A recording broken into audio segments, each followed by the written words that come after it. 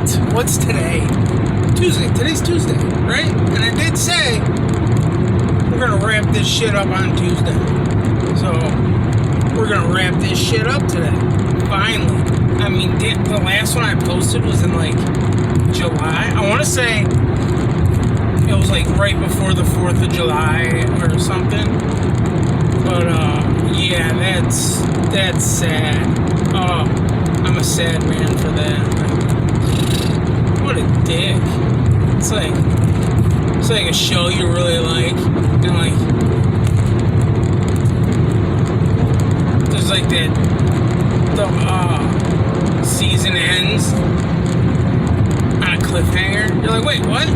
That's it? And I gotta wait 4 months or 5-6 months for the rest of the fucking episodes? Or when they do that, like, oh, season 6 is split up in fucking 2 parts. And I was like, what the shit? Vikings did that to me. And then the second part, I didn't even know it ever came out. I watched every episode of that show.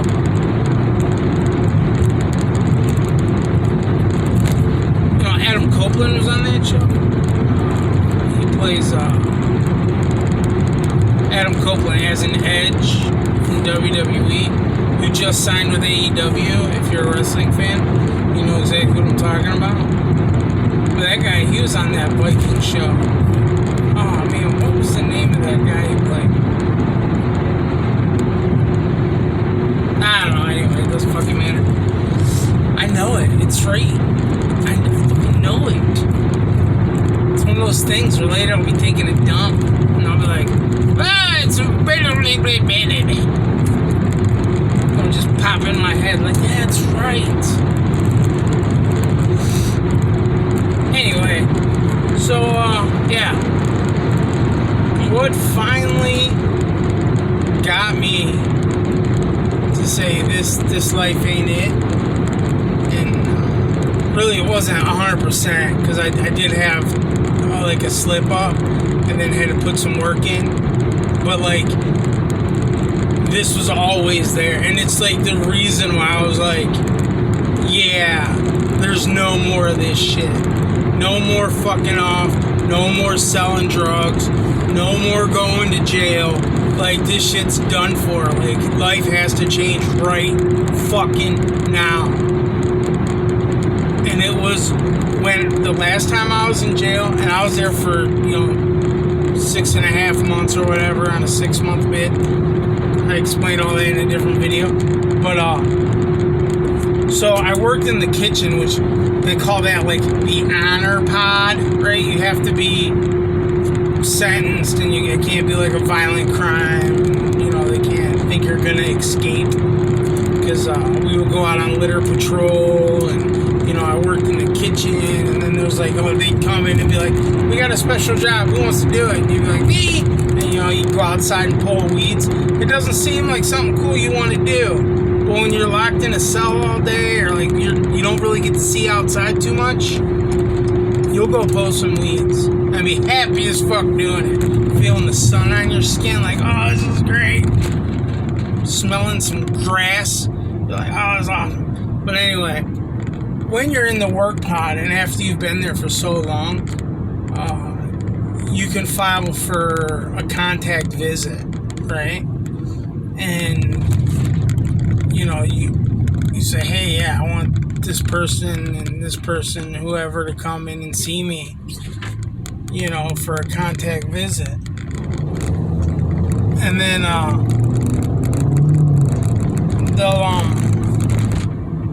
that was nice. That lady let me go through. So my mom was like, yeah, I'll bring the kids to see you. And I was like, okay. And the kids have never been there to see me. They never see me behind the plexiglass, talking to them on the phone. I think Chloe did one time when she was little, like 1, because her mom showed up with her, because I guess the babysitter didn't show up or something, but whatever.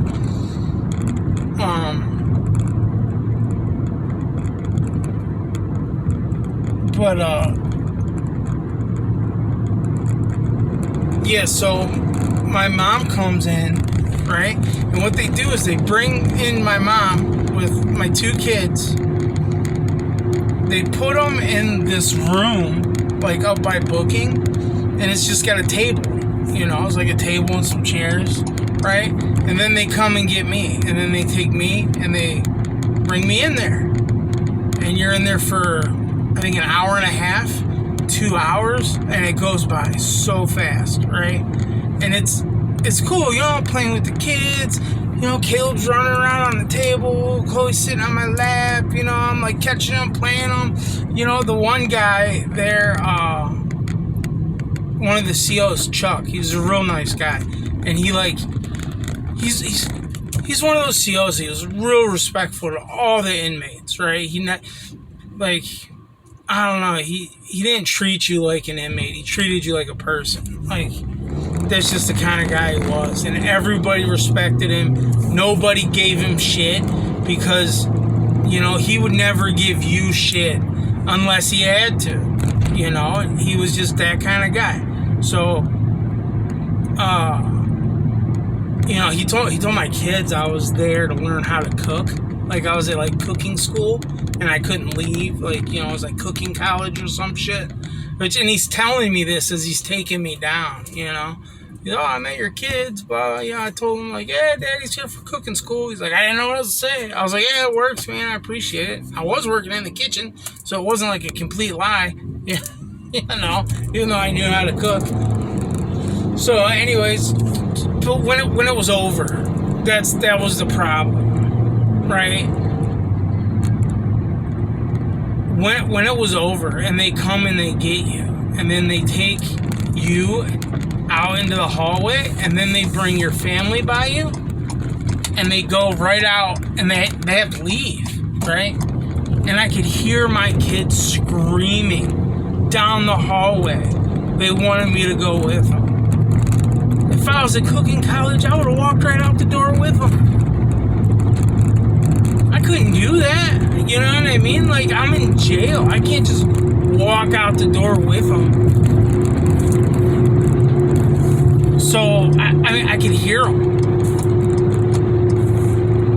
And it destroyed me. They're supposed to take me right back to the kitchen. I was working. I was in the kitchen working. That's where they came and got me from. They were supposed to take me right back. And Chuck was like, yeah, you could just hang out here for a minute. He could see it. I just tears running down my face. He's like,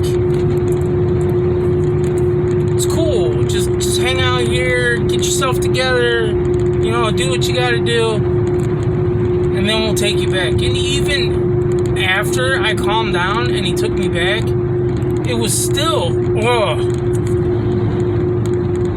just thinking about it gets me choked up. But it's real, it's raw. That's just the way it was. And I called my mom later that night, and I was like, no, that's the way, you could do that. I could have done that a couple weeks later, and I was like, no, that was really hard on the kids, it was really hard on me, no more, never again, that's the last time we do that. And she was like, yeah, I agree. She said, she's like, Caleb quit crying, a little bit after we left. She's like, well, Chloe cried halfway home. She was like, it was really rough. And I was like, yeah, well, yeah, we're not going to do that no more. So after that, I was just talking to him on the phone real quick, hey, you being good? All right, I love you. I got to go, bye. Yeah, that stuck with, it still sticks with me to this day. Can't fuck up, because I got other people that depend on me. I can't fuck up. I can't go to jail. I can't do dumb shit, because who's gonna take care of them? Who? I put that burden on my mom when I was locked up, right? And then my mom had to take custody of my kids. My mom had to be, not grandma, but be a mom. Okay, and then once I finally got my shit together, and I built myself back up, and said, I didn't smoke weed for years. I didn't drink a beer for years. I didn't do anything for years once I finally got sober. There's none of that for so long. But even, like, I couldn't do it, you know? And it was weird. It was like, even after I got sober, and like my life started getting put back together, even after I got a good job, even after like I got a decent car, even after like, and it seemed like every time for years in the past, it seemed like every time shit started going my way, I'd get arrested. Every time shit started going my way, something would go wrong and shit would get fucked up, and I'd have to start all over. Every time I thought I was out the woods, something fucked up. So after I got clean and sober, and after I got a good job, and after everything started going good, I kept waiting for that fuck up to happen. I kept waiting. So it was like, no, I can't smoke that weed because I don't want to go do some pills. No, I can't go get drunk because I don't want to go out and buy some pills. No, I can't do this because I don't want to do that. No, I can't go hang out with these people because I'm going to want to go do this. And I don't want to go back to that. And even though I wasn't doing anything wrong, even though I finally had my driver's license, even though I was driving a car in my name, even though all the tags were good, even though I had insurance to show the cops, for a long time, I'm like, I'm going to get pulled over, they're going to have a warrant. I know it. I'm going to go to jail. I'm going to be locked up for fucking 3-4 months, and I'm going to have to start all over again. And there was no reason for me to think that. But it was hard. It took a long time for that to leave. And for me to finally say, oh, wait, I'm good. Oh, wait, it's okay. Like, if I want to have a couple beers out to dinner, I can do that. If I want to smoke a little weed with my buddy at his house, I can do that. And I'm not going to want to go do these things. And if I get pulled over for some strange reason, I'm good. There's no warrants out there waiting for me. There's no, can you step out the car and I'm going to put my knee in your face and take you to jail? None of that's going to happen. And it took a long time for my brain to register, like, you're good, man.